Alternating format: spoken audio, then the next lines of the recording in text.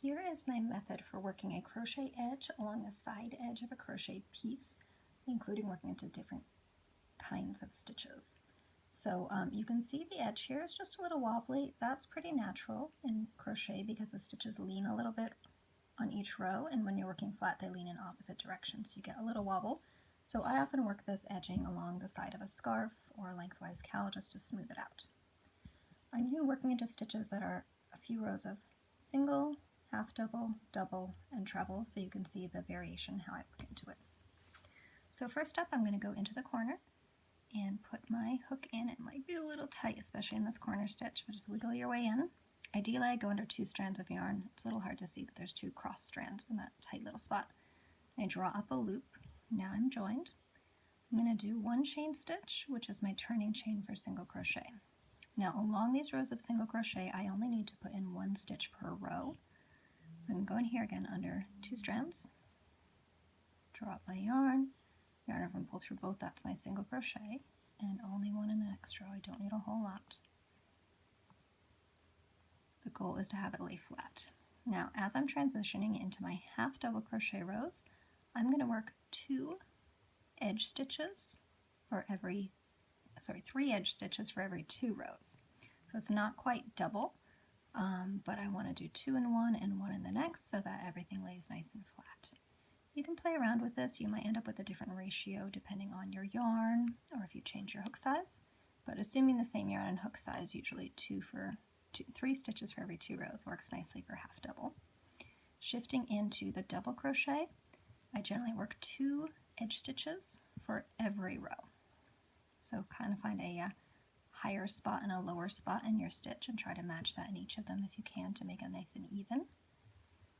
Exactly where you go doesn't matter so much as being consistent, I find. But I do always want to go under 2 strands. I definitely don't want to go around the whole stitch and go in here, because that, I'm going to do it and I'll take it out. That will make quite a large hole. You'll see a bit of a gap, but leaving that spare strand fills in the space a little. Often too, when you block your project, especially if it's wool, the yarn will poof up and fill in some of those gaps. But just working this edging helps a lot. And see what I did there? I went somewhere and it just felt really loose and big, and so I know that's going to give me a gap in my fabric. Just back up, try something else. Now moving into my triple crochet, I'm going to need even more stitches. And depending on how you do your triple, it's a little personal, especially with the turning chain. You might want 3 stitches per row, or you might want to go with 5 stitches for every 2 rows.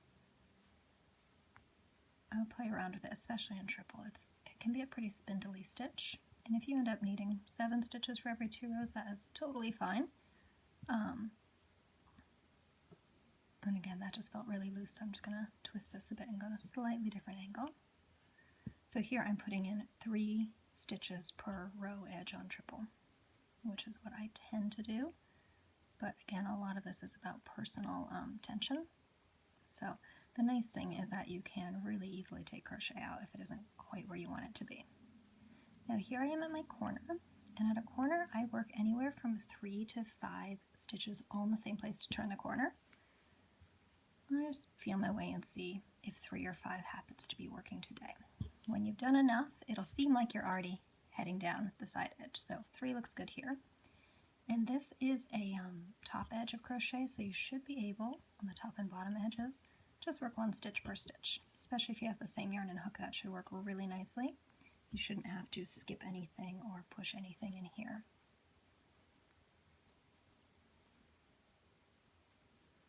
And then I generally, when I finished doing this, I would give it a block.